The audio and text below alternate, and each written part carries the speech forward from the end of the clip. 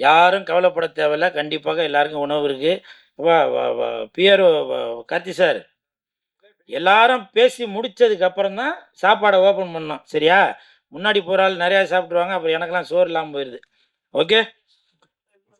உண்மதான். கரெக்ட்டா சொன்னீங்க பாருங்க. போன ஈவென்ட்ல அப்படிதான். சிரிக்கிறான்ப்பா. உண்மதான் அது. போன ஈவென்ட்ல எனக்கு கடைசியா பேச வச்சு சோறே காலி ஆயி போச்சு.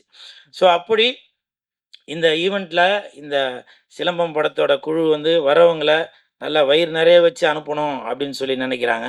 அவங்களுக்கு என் மனமார்ந்த வாழ்த்துக்கள்.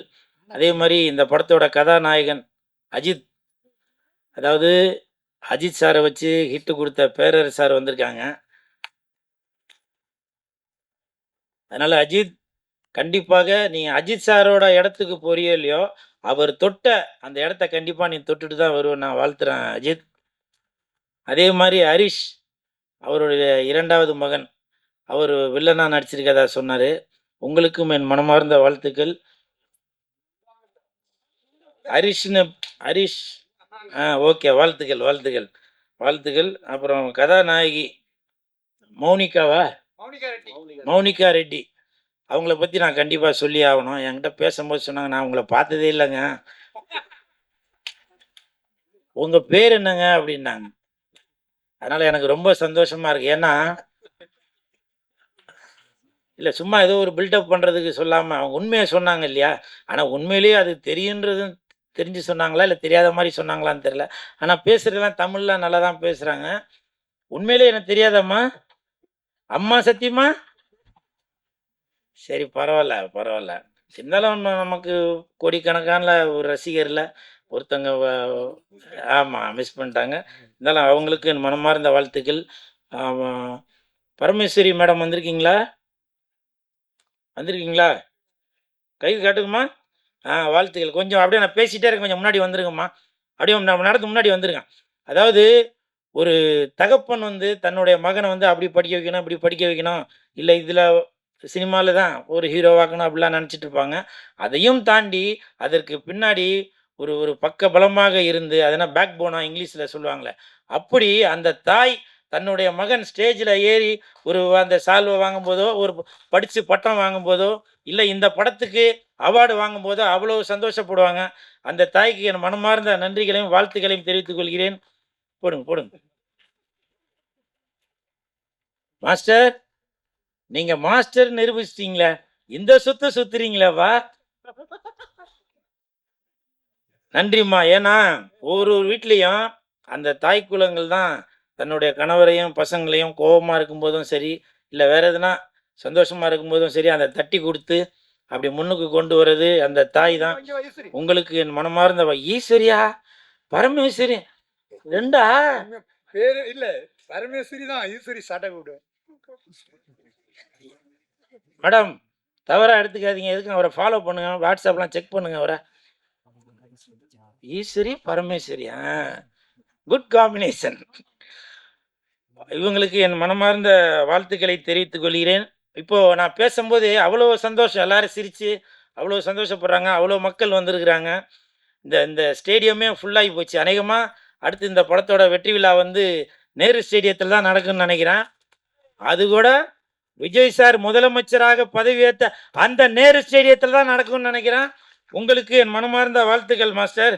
அப்புறம் இந்த படத்தில முக்கியமான கதாபாத்திரம் ஏத்துள்ள ஆதி, கொஞ்சம் எழுந்திரிம்மா. அங்கே அங்கே வணக்கம் சொல்லிடுங்க அங்க. வாழ்த்துக்கள். ஏன்னா இந்த படத்தில வந்து கதையோட கருவே அந்த ஆதிய சுத்தி தான் இருக்குன்னாங்க. அந்த ஆதி படத்தோட டைரக்டர் ஜோதி. நீங்க படத்த பார்த்து தெரிஞ்சுக்கங்க மீதி. அதே மாரி இங்க வாழ்த்த வருகை தந்துள்ள அனைவருக்கும் என் மனமார்ந்த நன்றி. மோகன்ஜி சார் வந்திருக்காரு. திரௌபதி 2ல என்ன பயன்படுத்தாம இருந்த உங்களுக்கு என் மனமார்ந்த நன்றி. அப்புறம் பெப்சி விஜயன் மாஸ்டர். நான் அவரு கூட சந்தானம் படம் ஒண்ணு வல்லவனுக்கு புல்லுமாய் தான் ஒர்க் பண்றப்போ, எனக்கா ஸ்பெஷலா அந்த ஃபைட் சீன்ல வந்து என்ன வந்து தனியா ஒரு விதமா காட்டணும். நான் மறக்கவே மாட்டேன் மாஸ்டர். அந்த இது ஏன்னா, பெப்சி விஜயன் மாஸ்டர், ஷாருக் கான், சல்மான் கான் அப்படி ஹிந்தி நடிகர்களுக்கு ஃபைட் மாஸ்டரா இருந்தவரு. இந்த கூல் சுரேஷுக்கு ஃபைட் சொல்லிக் குடுத்து, ஒரு ஒரு ஷாட்டு அப்படி அப்படி கீழ இருந்து அப்படி மேல அப்படி காட்டுவாங்க. அப்போ வந்து நான் கையில அருவா வச்சுட்டு நிப்பேன். அப்போ வந்து மாஸ்டர் வந்து அவங்க அசிஸ்டன்ட் சொல்ல, "போய் ஆயில் எடுத்து அவன் உடம்புலாம் நல்லா பூசுங்கப்பா. நல்லா ஒரு ஒரு கம்பீரமா தெரியணும்" அப்படின்னு. ஸோ இது வந்து பரவாயில்லப்பா அப்படியேப்பா" அப்படின்னு சொல்லாம, ஒரு ஒரு இம்பார்ட்டன்ட் குடுக்கணும் அப்படின்னு நினைச்சீங்கல்ல. நன்றி, நன்றி மாஸ்டர். அதனால தான் உங்க தந்தை இப்ப அவங்க சொல்லும்போது தான் பாண்டி மாஸ்டர் சொல்லும்போது தான் தெரியுது. உங்க தந்தை புரட்சித் தலைவருக்கு பிறகு நெறையா ஸ்டண்ட் கலைஞர்களை இந்த யூனியன்ல வந்து சேர்த்ததா சொன்னாங்க. உங்களுக்கு என் மனமார்ந்த நன்றிகளும், வாழ்த்துக்களும் மாஸ்டர். விஜய் சார் ஆட்சி அமைச்சுட்டாங்க. இப்போ சமீபத்தில பார்த்தீங்கன்னாக்க, விஜய் சார் வந்து ஒரு கவர்மெண்ட் வேலை ஒருத்தருக்கு குடுத்துருந்தாங்க. அந்த ஜோசியம் பார்த்து சொல்றவருக்கு. ஏன்னா, அவர் சொல்றதெல்லாம் கரெக்ட்டா இருக்கு அப்படின்னு சொல்லி, அவருக்கு வந்து கவர்மெண்ட் வேலை குடுத்தாங்க. அதுக்கு வந்து பல பேர் எதிர்ப்பு தெரிவிச்சாங்க. நான் இப்ப சொல்றேன், எதிர்ப்பு தெரிவிக்காம இருக்கணும் அப்படின்னாக்க, அது ஒருத்தருக்கு தான் நீங்க குடுத்துருக்கணும். அது யாருனாக்க, டைரக்டர் பேரரசு சாருக்கு தான். ஏன்னா 10, 15 வருடத்திற்கு முன்னாடியே அவரோட பாட்டுலயே அத சொல்லிட்டாரு. "ஏய் லைங்கப்பா லைங்க" என்ன மாஸ்டர்? ஆமா. Master director. அப்படி அன்னைக்கே வந்து அத வந்து கணிச்சு வச்சிருக்காரு. விஜய் சார், உங்களுக்கு நான் அன்பு கூர்ந்து கேட்டுக்கொள்கிறேன். நீங்க விஜய் சாருக்கு ஒரு ஒரு அன்பான வேண்டுகோள். பேரரசு சாருக்கு வந்து நீங்க கவர்மெண்ட் வேலை தராட்டியும் பரவால்ல. அட்லீஸ்ட் நீங்க அவருக்கு இன்னொரு படம் ஒண்ணு நடிச்சு குடுக்கணும். அப்படின்னு நான் வந்து தாழ்மையோட கேட்டுக்கொள்கிறேன்.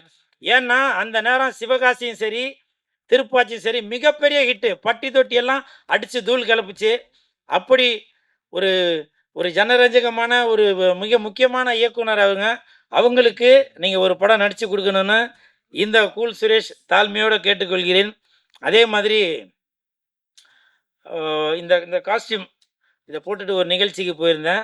அந்த நிகழ்ச்சியில வந்து அமைச்சர் ராஜ்மோகன் அவர்கள் வந்திருந்தாங்க. வந்துட்டு "அண்ணே உங்க ட்ரெஸ் எங்கண்ணே எடுக்குறீங்க? நல்லா இருக்கே" அப்படின்னு சொல்லிட்டு போனாங்க. அது அந்த வீடியோ வந்து வெளியில வந்து பயங்கர ப்ராப்ளம் ஆச்சு. அதில கமெண்ட்ல நெறையா பேரு, "பாருப்பா இவரு ஒருமையில சொல்லியிருந்தாங்க அவங்க. நான் அது சொல்லணும்னு நெனைக்கல. "வந்த வாழ்வ பாத்தியா?" அப்படி இப்படின்னு ரொம்ப இது பண்ணி பேசினாங்க. நான் உங்கள கேட்குறேங்க, ராஜ்மோகன் அவர்களுக்கு ஓட்டு போட்டு ஜெயிக்க வச்சது யாரு? நம்ம தானே ஜெயிக்க வச்சோம். அ நீங்களே ஓட்டு போட்டுட்டு சார் நீங்களே ஓட்டு போட்டுட்டு, இன்னைக்கு அவங்கள குறை சொன்னா என்ன நியாயம் இது? அப்போ ஒரு மனிதன் வாழ்ந்தாலும் ஏசுவீங்க, தாழ்ந்தாலும் ஏசுவீங்களா? ராஜ்மோகன் அவர்களுக்கு என்னங்க குறை? அ என்ன குறை? எதற்காக அவர வந்து ஒருமையில பேசுறீங்க? அவங்க மட்டும் இல்ல, பல பேர. நீங்க தான் ஓட்டு போட்டு டிவிகே வேணும் அப்படின்னு சொல்லி ஓட்டு போட்டு ஜெயிக்க வச்சது. ஜெயிச்சதுக்கு அப்புறம் இப்படி குறைகள் சொல்லிட்டு இருந்தா என்ன அர்த்தம்? ம். விஜய் சாரு ஒரு சாமானிய மக்கள் ஆட்டோ டிரைவர் கூட முதல்ல இது எம்எல்ஏ ஆகலாம் அப்படின்னு சொல்லியிருந்தாங்க. ஒரு டிரைவரோட மகன் கூட எம்எல்ஏ ஆகலாம் அப்படின்னு சொல்லியிருந்தாங்க. அப்படி ஒரு சிறப்பு வாய்ந்த முதலமைச்சராக இருக்கக்கூடிய விஜய் சார், அவர்களுடைய எம்எல்ஏக்களை நீங்க குறை சொல்றீங்களே, நீங்க தானங்க ஓட்டு போட்டது. அப்ப என்ன மென்டாலிட்டில தாங்க இருக்கிறீங்க நீங்க? சும்மா ரீல்ஸ் பார்க்கறதுக்கு மட்டும் இருந்தா போதுமா? அடுத்தவங்கள கமெண்ட் பண்றது மட்டும் இருந்தா போதுமா? இது எதற்காக இந்த சிலம்பம் படத்தோட ஆடியோ ரிலீஸ்ல சொல்றேன்னா, அத சொல்றேன். ம். அப்ப நீங்க என்ன எண்ணத்துல நீங்க போய் ஓட்டு போட்டீங்க? யாரு வேட்பாளர்ன்னே தெரியாது. வேட்பாளர் பேர் தெரியாது. விசிலுக்காக போட்டு வந்துட்டேன் அப்படின்னு நினைக்கிறீங்க. அப்படிதானே? ம். அதுவும் இல்லாம எல்லாருமே படிச்சவங்களா இருக்காங்க எம்எல்ஏக்கள். சில பேரு எம்எல்ஏவா பதவி ஏற்கும்போது, அவங்களுக்கு பேசவே தெரியல. கை கால்லாம் நடுங்குது. அப்படிலாம் சொல்லி, இவரெல்லாம் ஒருமையில சொல்லியிருந்தீங்க. இவரெல்லாம் வந்து எம்எல்ஏவா அர்ப்பனுக்கு வந்த வால் வைப்பார் இப்படிலாம் சொல்லியிருந்தீங்களே. இப்ப இந்த மேடையில ஒரு உதாரணம் நடந்துச்சு. ஸ்டண்ட் யூனியனோட இப்போதைய தலைவர் அசோக் அவர்கள் பேசும்போது, அவர் பல படங்கள்ல ஒர்க் பண்ணவரு. எத்தனை மாடியில இருந்து குதிக்க சொன்னாலும் குதிப்பாரு. பல தீக்காயங்கள், வெட்டுக்காயங்கள் இப்படி எதுக்குமே பயப்படாதவரு, இந்த மைக்க பார்த்தவன பயப்படுறாரு. கால்லாம் நடுங்குது. குடிக்க தண்ணி குடுங்கன்னாரு. அப்படி சார் இது சிரிக்க வேண்டிய விஷயம் இல்ல சார், சிந்திக்க வேண்டியது.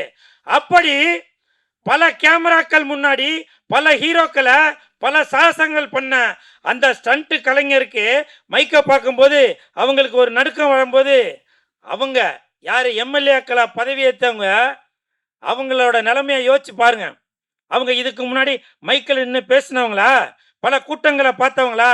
அவங்களுடைய நோக்கம் எல்லாமே டிவிகே எம்எல்ஏ அவர்களுடைய நோக்கங்கள் எல்லாமே மக்களுக்கு நல்லது செய்யணும், மைக்கு முன்னாடி நிக்கணும்ன்ற எண்ணம் இல்ல, மக்களுக்கு நல்லது செய்யணும் அப்படின்ற ஒரு எண்ணத்துல தான் வந்திருக்கிறாங்க.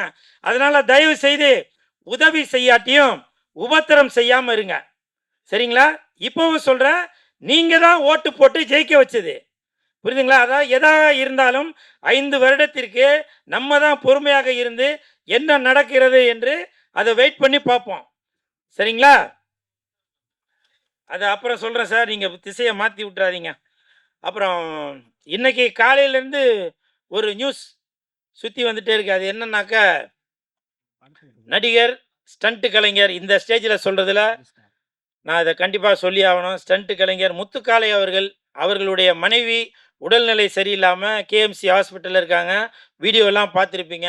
அதனால் தயவு செய்து முதலமைச்சர் விஜய் சார், நீங்கள் அந்த ஸ்டண்ட் கலைஞர், நடிகர் அவருடைய மனைவிக்கு இப்போ வந்து நீங்கள் இதில் தேர்தல் வாக்குறுதியில் சொல்லியிருந்தீங்க காப்பீடு திட்டங்கள்லாம் இருக்குன்னு. அதனால் தயவு செய்து அவருடைய மனைவியை நீங்கள் காப்பாற்ற வேண்டும் என்று உங்கள் பாதம் தொட்டு நான் கேட்டுக்கொள்கிறேன். இதை பல நடிகர்கள் சொல்ல மாட்டாங்க, பல இயக்குனர்கள் சொல்ல மாட்டாங்க, பல பணக்காரங்க சொல்ல மாட்டாங்க. எதுக்கு நான் சொல்கிறேன்னா, எனக்கு தெரியுங்க, என்னுடைய சக கலைஞர் அவர் முத்துக்காளை நிறையா பேர் கமெண்ட்டில் கூட சொல்லியிருந்தாங்க, இது வரைக்கும் நீ நிறையா சம்பாரிச்சிருப்பல, அதை வச்சு செலவு பண்ண வேண்டியதானே அப்படின்னு. எங்களை மாதிரி கலைஞர்களுக்கு எங்கெங்க வாய்ப்பு தரீங்க? யாரு ஒழுங்காக ஷூட்டிங் ஸ்பாட்டுக்கு வராதவங்களோ, பிகு பண்ணுறாங்களோ, உங்களுக்கு ஒத்துழைப்பு கொடுக்காதவங்களோ, ஆடியோ ரிலீஸுக்கு வராதவங்களோ, ப்ரமோஷனுக்கு வராதவங்களோ, ப்ரொடியூசரோட வழியை தெரியாதவங்களோ, டைரக்டரோட வழியை தெரியாதவங்களோ, அவங்களுக்கு தான் நீங்கள் முன்னுரிமை கொடுத்து அவங்க கேட்குற சம்பளத்தோட 10 மடங்கு 20 மடங்கு ஜாஸ்தியாக கொடுத்து, என்னோட பாஷையில் சொல்லணும்னா எங்கள் இதில் சொல்ல வலுவட்டையை ஆக்கி வச்சுருக்கீங்க, கெடுத்து குட்டி சாவர ஆக்கி வச்சுருக்கீங்க அப்படின்னு நான் சொல்லுவேன், புரியுதுங்களா? அதனால் தயவு செய்து அந்தந்த கலைஞர்களுக்கு எது உரிய சம்பளமோ இல்லை மற்றபடி வேலை வாய்ப்போ அதை தயவு செய்து கொடுங்க. ஏன்னா நாங்கள் நம்பி இருக்கிறது சினிமாவை தான். அதனால் முதலமைச்சர் சார், விஜய் சார், நீங்கள் உங்களோட தேர்தல் அறிக்கையில் கூட சினிமாவுக்கு அப்படின்னு சொல்லி எதுவும் ஸ்பெஷலாக நீங்கள் எதுவும் கொடுக்கல. சினிமா கலைஞர்களுக்கு நீங்கள் மிகப்பெரிய பொக்கிஷமாக நாங்கள்லாம் ஓட்டு போட்டு உங்களை தேர்ந்தெடுத்து வைத்திருக்கோம். நீங்கள் இந்த சினிமா கலைஞர்களுக்கு மிகப்பெரிய ஒரு பொக்கிஷமாக அமைவீங்க அப்படின்ற நான் நம்புகிறேன். அது மட்டும் இல்லை, இப்போ நான் காரில் வரும்போது அவர் இப்போ முத்துக்காளையோட வீடியோலாம் பார்க்கும்போது, அப்போது லெஜண்ட் ரசிகர் மன்ற செயலாளர் திரு சுதாகர் அவர்கள் என்கிட்ட வந்து ஒரு வாக்குறுதி ஒன்று கொடுத்தாங்கன்னா, அவங்களுக்கு லெஜண்ட் ரசிகர் மன்றம் சார்பாக நான் எதனா உதவி செய்கிறேன்னா அப்படின்னாரு. ப்ளீஸ் கொஞ்சம் எழுது கை காட்டுங்கப்பா. அவருக்கு என் மனமார்ந்த நன்றி. ஏன்னா புரட்சி தலைவர் எம்ஜிஆர் ஐயா அவர்கள் என்ன செய்து கொண்டிருந்தாரோ அதே வழியில தான் இப்போ லெஜண்ட் அவர்களும் போய் கொண்டிருக்காங்க.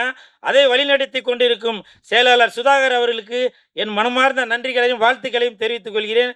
உங்களால் முடிஞ்ச உதவி, புரியுதுங்களா? ஹாஸ்பிட்டலுக்கு தான் இது பண்ணணும் அப்படின்றதில்ல, நீங்கள் ஏதாவது ஒரு மாத்திரை செலவுக்காச்சும் அது ஆகும் இல்லையா? அந்த மாதிரி ஒரு நல்ல உள்ளம் கொண்ட சுதாகர் அவர்களுக்கு என் மனமார்ந்த நன்றிகளையும் வாழ்த்துக்களையும் தெரிவித்துக் கொண்டு அவ்வளோதான், இதோட முடிச்சிடுறோம்மா. பசிக்குது. ஓகே, எனக்கு தான்ப்பா பசிக்குது. ஓகே.